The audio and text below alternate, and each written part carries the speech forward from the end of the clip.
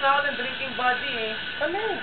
Madalas nandun lang kami sa Roti eh. Ay, sige. Magkakasawa na ako. Kasama ako kaya na ice na lang. Kaya na, inom lang pala eh. Gusto ko ganun lang. Kaya lang, 2 bottles na lang kami eh. Okay lang yun. Basta chill lang. Hindi naman natin kailangan magbasagan dun eh. Pag mga ganyang basagan, mas strict ko pag sa bahay ng kaibigan eh. Oo. Kasi pag sa labas, Safe ka doon. mahirap pag ganun sa labas. Na-experience ko na kasi dati yun eh, sa labas. Masagal. Buti may nag-assess.